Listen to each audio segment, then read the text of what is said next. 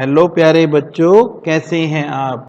तो प्यारे बच्चों, आज मैं आप लोगों के लिए आरबीएससी की क्लास 5th के इंग्लिश के 11th चैप्टर ए टाकेटिव टोटोइज, एक बातूनी कछुआ, इस चैप्टर के ऊपर मैं इसके क्वेश्चन आंसर और बुक वर्क का वीडियो लेकर आया हूं।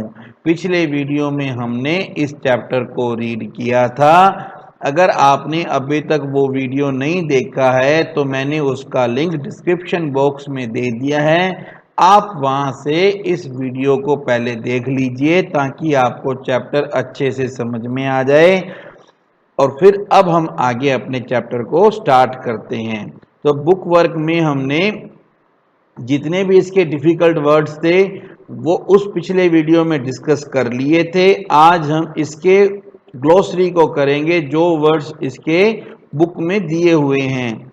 पहला वर्ड है चैटर बॉक्स। चैटर बॉक्स का मतलब भी होता है बातूनी। देखिए बच्चों, दो वर्ड्स हैं, एक तो टाकेटिव और एक चैटर बॉक्स। दोनों का मतलब सेम होता है, one who speaks too much, एक जो बहुत ज्यादा बोलता है। पोंड, पोंड का मतलब होता है पोखर, a small area of fresh water. Starvation, starvation का मतलब होता है भूखमरी।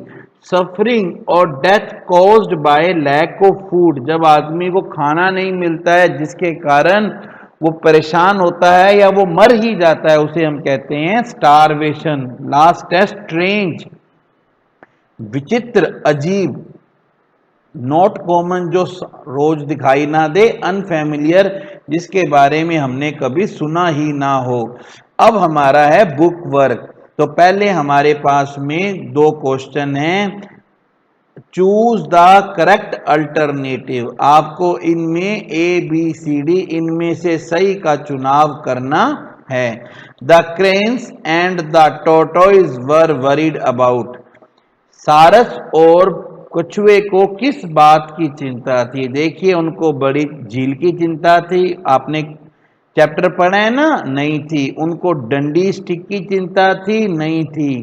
तीसरा है ड्राइंग पौंड, ये बिल्कुल सही है, उनको सूख रहे तालाब की चिंता थी। तो ये दोनों तीनों गलत हैं और ये बस एक सही है।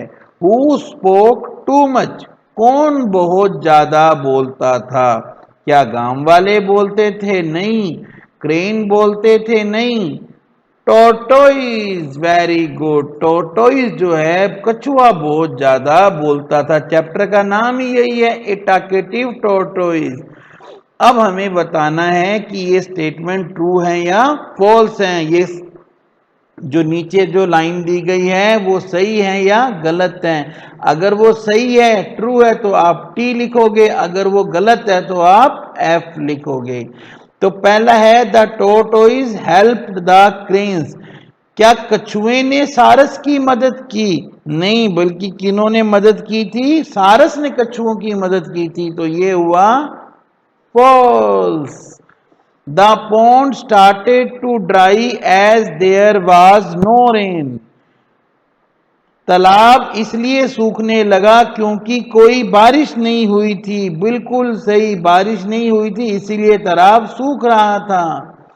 The tortoise held the stick at the one and, आपने कहानी पढ़ी है ना, आपको पता है ना कि डंडी को किसने पकड़ा था? दोनों तरफ से क्रेन ने पकड़ा था। तो ये तो है फॉल्स, टोटोइज ने तो बीच में से पकड़ा था। नेक्स्ट हमारा है people in the village were foolish, गांव के जो लोग थे वो मूर्ख थे। नहीं, वो तो बिल्कुल सही थे, फॉल्स है ये। नेक्स्ट है the tortoise kept its mouth shut and reached the big lake, कछुए ने अपना मुंह बंद रखा और वो बड़ी झील तक पहुंच गया। बिल्कुल गलत है, वो तो बीच में गिर के मर गया था।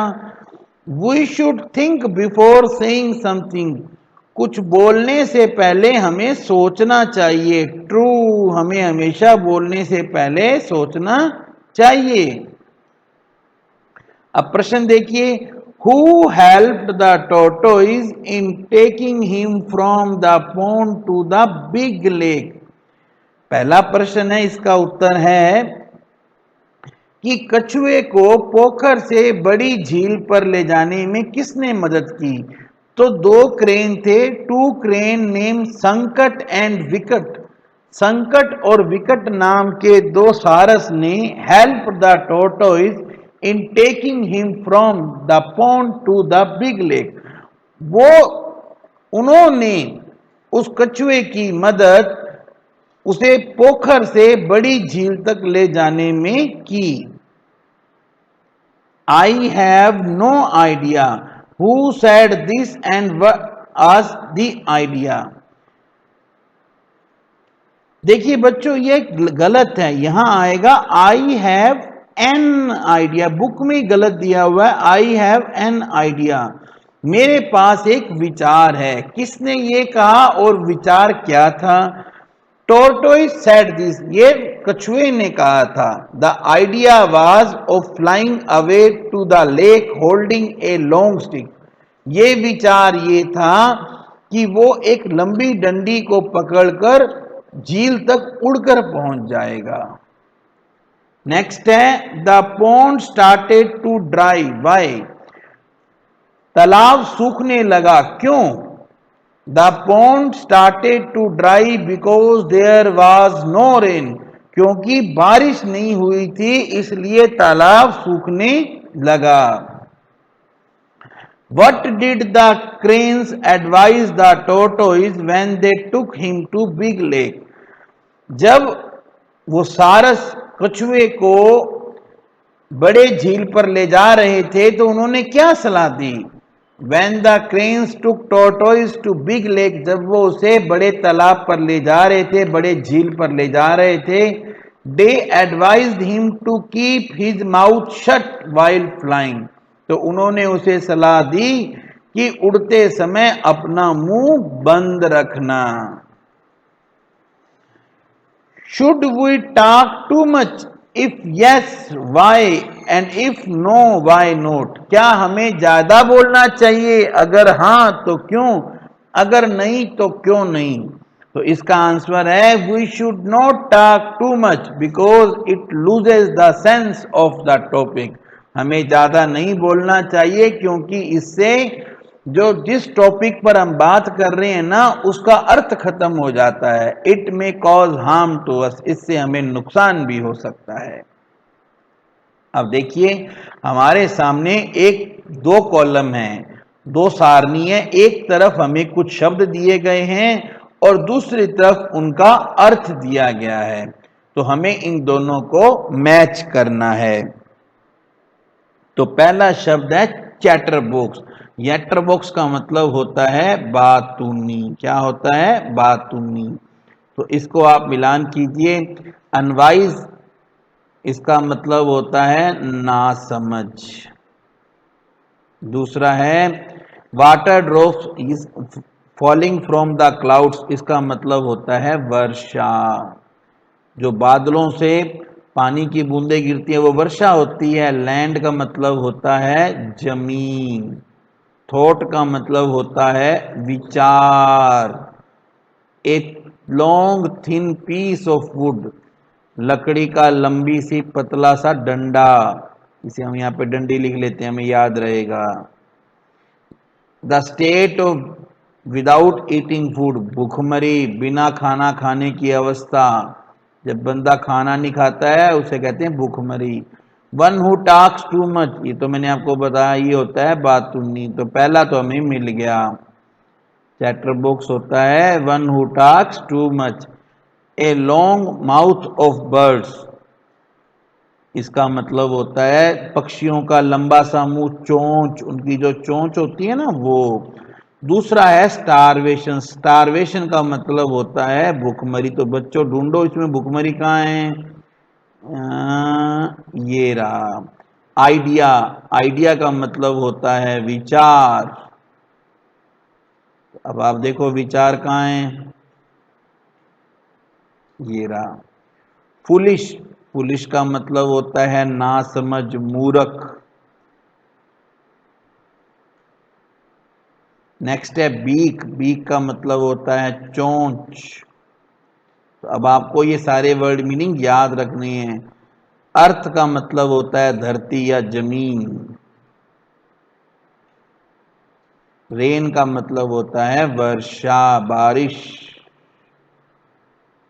और लास्ट है स्टिक। स्टिक का मतलब होता है डंडी। ठीक है ना बच्चों। तो अब आपको ये वर्ड मीनिंग अच्छे से समझ में आ गए होंगे। अब हम नेक्स्ट पे चलते हैं।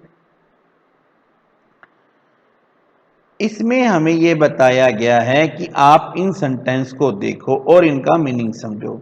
We will die of starvation. We के साथ विल का प्रयोग हुआ है, यानी कि हम सब भूखमरी से मर जाएंगे। The foolish tortoise, that foolish tortoise will certainly fall off. वो जो मूर्ख कछुआ था वो पक्का गिर जाएगा। I shall not do such a foolish thing. मैं कभी भी ऐसी मूर्खता वाली बात नहीं करूंगा। देखिए, शैल का प्रयोग हमेशा आई या वी के साथ होता है और विल का प्रयोग यू, शी, इट, दे और नेम के साथ होता है। पर आजकल क्या रूल आ गया है कि हम विल का प्रयोग हर जगह लगभग करते हैं। पर हमें यहां पर यही याद रखना है, आई के साथ क्या आएगा? शैल। तो आई के साथ आएगा शैल। आई शैल स्टडी। बस हमें आगे वाला देखना है। I shall study India. India के साथ अब देखिए आया ना, he, she, you, it, they और नेम। इंडिया एक नेम है, तो India will be. Virat Kohli, और विराट कोहली नेम है, will lead. Tanya, Tanya name है, Tanya will buy. You, you के साथ भी विल आता है। देखिए लिखा हो ना, यू के साथ में क्या आता है? विल।